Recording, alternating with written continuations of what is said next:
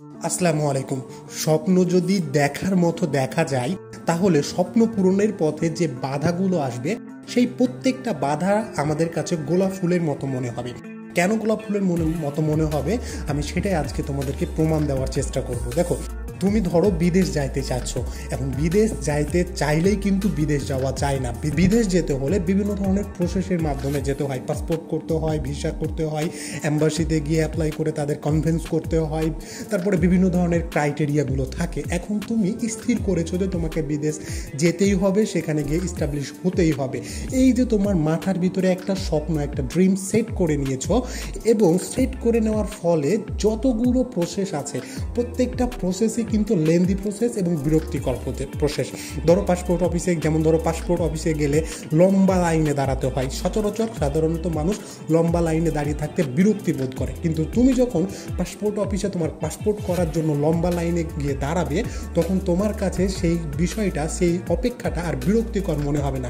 কেন মনে হবে না? কারণ তুমি তোমার স্বপ্ন পূরণের জন্য বিদেশ যাওয়ার জন্য পাসপোর্টটা তৈরি করতে এসেছো। এখানে 1 ঘন্টার জায়গায় 2-3 ঘন্টা তোমাকে দাঁড়িয়ে থাকতে হয়, তুমি দাঁড়িয়ে থাকবে। এই যে একটা সমস্যা, এই সমস্যাটা যখন তুমি মেনে নিতে পারবে, তখনই কিন্তু সামনে এগোতে পারবে। ঠিক তেমনই এম্বাসিতে যেতে হবে, তাদেরকে কনভিন্স করতে হবে, তারপরে হচ্ছে যে ভিসা লাগাতে হবে।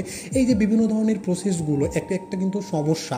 এই সমস্যাগুলো যখন তুমি হালকাভাবে নিবে, যখন তুমি তোমার স্বপ্নটার দিকে টার্গেট করবে, যে আমাকে বিদেশ যেতেই হবে, এর জন্য আমাকে যা করা দরকার আমি তাই করব। এগুলো কিন্তু তোমার কাছে আর সমস্যা মনে হবে না, এগুলো তোমার কাছে গোলাপ ফুলের মতো মনে হবে। তুমি হাসি মুখে সমস্ত প্রবলেম, সমস্ত প্রসেস কমপ্লিট করার চেষ্টা করবে। তো ঠিক সেই রকমই আমাদের বাস্তব লাইফে যদি আমরা কোনো স্বপ্ন দেখি যে আফটার 5 ইয়ার্স 10 ইয়ার্স আমরা এই জায়গাটাতে যাব, আমি বিসিএস পরীক্ষা দেবো, বা আমি ভার্সিটিতে চান্স নেওয়ার চেষ্টা করব, বিভিন্ন ধরনের একজন এক একটা স্বপ্ন দেখে। এই স্বপ্ন দেখাটা যদি একেবারে এইরকম হয়, বিদেশে যাওয়ার মতো হয়, যে আমি স্বপ্নটা দেখি, এই স্বপ্ন আমার ফিল আপ করার জন্য যা যা করা দরকার আমি তাই করব। এর জন্য আমার সামনে যত ধরনের বিপদ আসুক, আমি যত ধরনের বিপদে পড়ি না কেন, সেগুলোকে আমি ফেস করে নিব।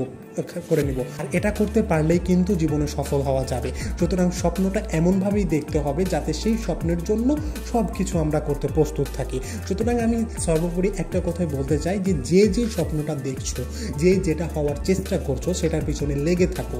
বাধা বিপত্তি আসবেই, এবং সেই বাধা বিপত্তিগুলোর প্রতি বিরক্তি হয়ে তুমি যদি ফিরে যাও, বারবার পড়ে যাবে, কিন্তু সেখান থেকে যদি তুমি উঠে না দাঁড়াও, তাহলে কিন্তু স্বপ্ন পূরণ হবে না। স্বপ্ন পূরণ করাটা এত সহজ না।